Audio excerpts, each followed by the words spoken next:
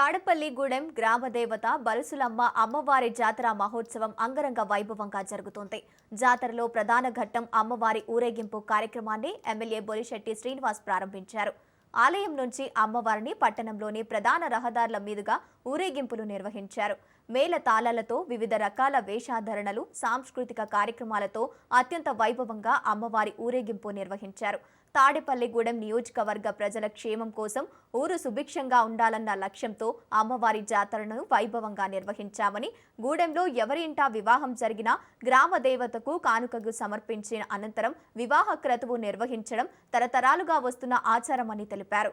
జాతరపై లేనిపోని ఆరోపణలు చేయడం సరికాదని ఎమ్మెల్యే బొలిశెట్టి అన్నారు. అమ్మవారికి భక్తులు ఇచ్చే విరాళాలలో ఎటువంటి దుర్వినియోగానికి తావు లేకుండా ప్రతి రూపాయికి రసీదు ఇచ్చి పారదర్శకంగా వ్యవహరిస్తున్నామని, ఈ విషయాన్ని దాతలు గమనించాలని ఎమ్మెల్యే బొలిశెట్టి శ్రీనివాస్ తెలిపారు.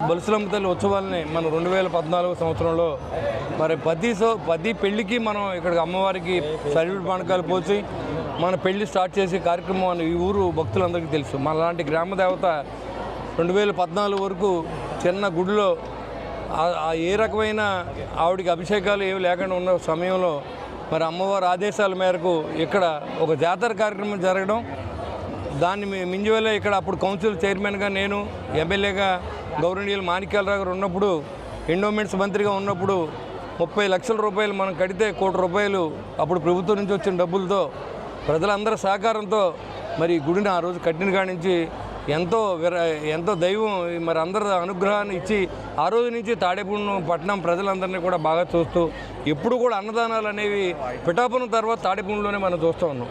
ఆ విధంగా జరుగుతుందంటే అమ్మ దయ అని నేను నమ్ముతూ ఉన్న ప్రగాఢ విశ్వాసంతో నేను చేస్తూ ఉన్నాను. బలుసులమ్మ తల్లిని నమ్మి నేను పనిచేస్తూ ఉన్నాను.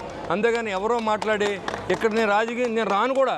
అలా అనుకుంటే నేను కార్యక్రమం చేయించిన వరకు ఆర్థికంగా నేను ఉంటాను తప్ప ఉన్న కార్యక్రమం అంతా తెలుగుదేశం, జనసేన, బీజేపీ అందరూ కలిసి ఇక్కడ ఒక కూటమి అనేది ఇక్కడ రాజకీయాలు మాట్లాడటం చాలా తప్పు. అలా మాట్లాడిన వ్యక్తులు నేను చెప్తున్నాను, నేను అలాంటి తప్పు చేయలేదు. అమ్మవారి సాక్షిగా నేను రాజకీయం చేయదలుచుకోవద్దు. ప్రతి రూపాయి ప్రజల నుంచి వాళ్ళకి అందజేసి దానికి అకౌంటబిలిటీ కూడా చెప్పే విధంగా ఆదేశాలు జారీ చేశాం.